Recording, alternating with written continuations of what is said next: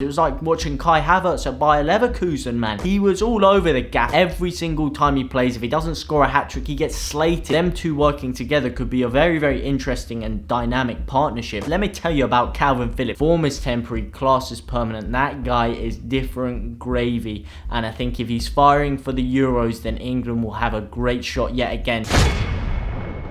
Hey guys, it's your boy JT and welcome back to another video. Yet again, another comfortable victory for England and one that will hopefully give us confidence moving into the upcoming Poland game. Let's not waste any more time. Let's get straight into this. The story of the game this time, very, very different to last one. Last game, it was a case of a lot of chances created and not so many taken. This game, however, very few chances created, but when they were created for us, we were a lot more clinical with them. At times, we looked like we lacked a bit of creativity and we were really struggling to break down what was a very resolute Albanian back four. However, as the game eased on, we kind of grew into our stride a bit more. We started spreading the ball out wide a bit and we started creating more gaps, which we did end up exploiting. What we did learn is that we don't have to panic too much against these sides that do sit back, because if we are patient, we can break them down. We will create opportunities, and even though we started 2 DMs, we were still, by the end of the game, we were managing to break through the lines a lot, and that has a lot to do with one man, and his name is Kalvin Phillips. Let me tell you about Kalvin Phillips, because he is so hated on by everyone when he plays for England.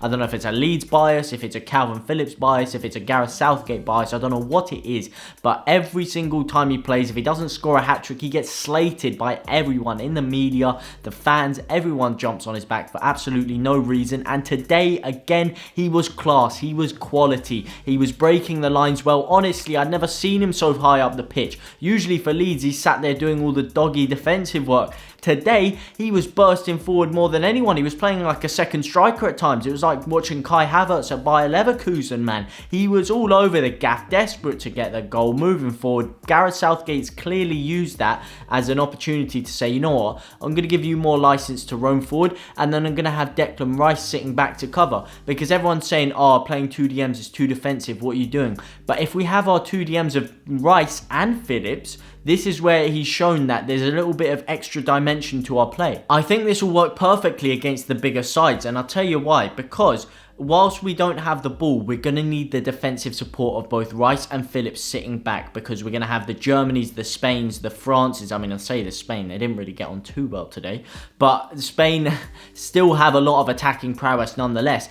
And when these countries do come up against us, they are going to create a lot more chances and they're going to be a lot more lethal on the counter-attack. So we will need Kalvin and Rice dropping back to help support the defensive structure in that position. However, when we do move forward, we can have Kalvin Phillips, you know, when we have a bit more of the ball, Kalvin Phillips can move forward a bit and then Rice sit in and shield him. And if need be, if Rice does need to come forward, then Kalvin Phillips can shield him, because he does that for Leeds a lot. But generally, I think Kalvin Phillips has, well, Gareth Southgate has shown that Kalvin Phillips is the one he wants further forward. So them two working together could be a very, very interesting and dynamic partnership, the likes of which people wouldn't necessarily think of. By having those two there, we're able to front load the attack a bit more. We're allowed to put 4 key attackers in instead of like a 3 if we were going to do just a base 3 midfield with 1 holding midfielder and then 2 box-to-box midfielders. If we play it like this, we can front load attack a bit more, because a lot of our great players are attackers and we have so many good attackers. It's just a matter of how we're going to get them all in. Are we going to play Sancho, Rashford, Kane, Grealish, Mount, Barkley, Sterling? You know, the list goes on. Sancho.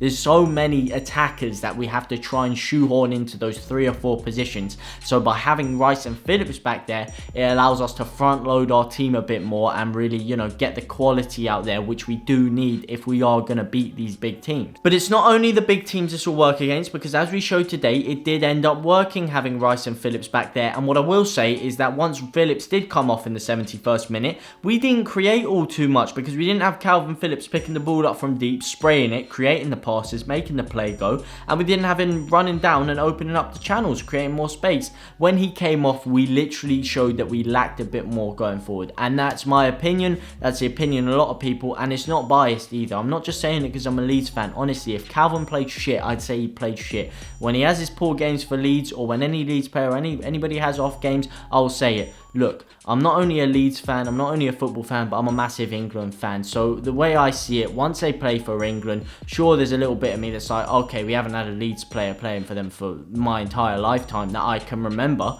So this is pretty sick to see. However, once they put that England shirt on, I don't care if they play for Man U, Liverpool, Man City, Rotherham, whoever the hell they play for, they are an England player for me. I'll support them through thick and thin whilst they have that England shirt on. So for me, I'll say it how it is. And Calvin Phillips played very, very well today. Mason Mount played very, very well today, got himself a goal. And you know what, them two, I feel like they're best friends or something, because if you see the reaction when one of them two do something, they're straight over to each other, hugging each other, laughing, smiling. When Mount scored, I've never seen Calvin so happy, man. Honestly, those two look like they have a really great friendship going there. And that really shows on the pitch. They really link up together well, in my opinion. Speaking of Mount's goal, what a beautiful goal it was. When he gets in front of the keeper like that, the ball's played through to him, he runs on one-on-one, and he shows elite composure here, just curls it beautifully into the right-hand corner, lofts it a bit as he does, gets some height on it, and just places it perfectly. He's an ice-cold killer in front of goal, he is. He's just calm, calculated, and he's really, really improving game on game, him. But is he going to start for the Euros? Will you start him in the Euros? Because look, Jesse Lingard, nobody had more shots than him last game. He had 10 shots, I believe, in the last match, and he is really, really coming into his own. You've got Phil Foden, who also played fantastically tonight. You've also got Jack Grealish, who's yet to feature in these international break. You've got Marcus Rashford, who's out injured. You've got Harry Kane, who can play up top, so he's not really in threat of him. However, the threat comes in if he's up top, then Rashford or someone else is going to be pushed wide. You've got Raheem Sterling, who played very well today. Does Mount get in? Let me know what you guys think. Speaking of Mr. Haroldinho Kane as well, he scored a beautiful goal as well. Comes out to the left-hand side, fullback whips it in, and he gets a bullet header on it, curls it straight into the corner. No keeper in the world is saving that. And they showed a bit of analysis on the goal. It's brilliant. His movement is actually fantastic. He waits a second. He waits until the defender's not looking. The second he looks away, the second the defender falls asleep, bang, he moves. He's into that space before you can know it, and boom, he's got the header, flicked it in the back of the net. Bob's your uncle. Beautiful goal, calm and collected. And for me, one of the best number 9s on the planet. I was going to say in the world, but on the planet. Honestly, I couldn't believe this. But a year ago, I was having debates with people when they were trying to tell me Tottenham looked like a better team when Kane was out and Son was playing up top. And on one part, I could kind of see it. Maybe they're a bit more dynamic on the counter-attack, but come on now. Harry Kane. Spurs looking better without Kane. What an absolute joke. And now they're being proven wrong by the fact that he's back in form. He's had a bit of an off patch last season and maybe the year before, a bit on and off, but look, form is temporary, class is permanent. That guy is different gravy, and I think if he's firing for the Euros, then England will have a great shot yet again. As we know, Harry Kane does pick up quite a few ankle injuries and just a lot of injuries in general, so maybe that has a bit of wear and tear on him, because you never truly know when these players are fit. They never like come out and say, nah, I'm not 100%. They're like, you know what, if there's a chance I can play, I'm playing. I'm on that pitch. In their pomp, on their best day, would you rather have Lewandowski or would you rather have Kane? What a toss-up, I know. You could say Kane's a bit more selfless. You know, he likes to play people in, he likes to get assists, and his vision and his passing accuracy is way better than Lewandowski.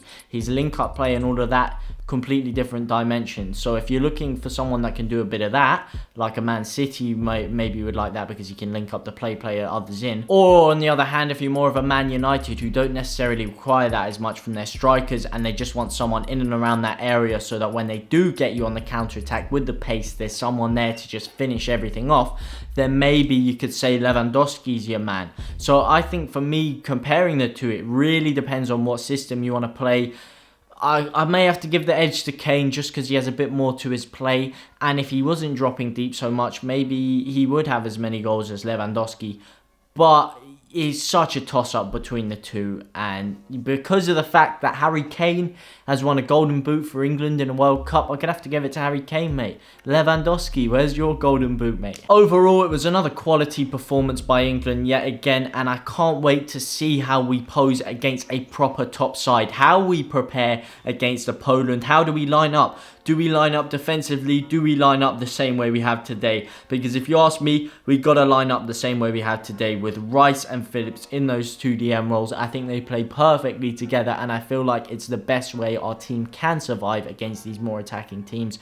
And Poland's a good test because it's not the elite of the elite. Let's be real here. They're a good team. They're a great attacking side, and they do have some top players, the likes of Zielinski and Lewandowski, to say just two. However, comparing them to a Spain or a Brazil or a Germany, someone who has just a plethora of attacking geniuses at your disposal, it's not quite that level, but it is a good tester of how we will line up against these sides. Do you agree with what I said about Rice and Phillips, or do you think we should line up in a slightly different formation, maybe with just the one of them playing, so that we can be a bit less cautious if that's how you see the game? How did you see them two as well? Am I rambling about Phillips? I don't think I am, but how did you see the game? How did you see the team lining up? I'm very interested to hear what you guys have to say and just offer, you know, a slightly different perspective to me so we can have a bit of a conversation about it.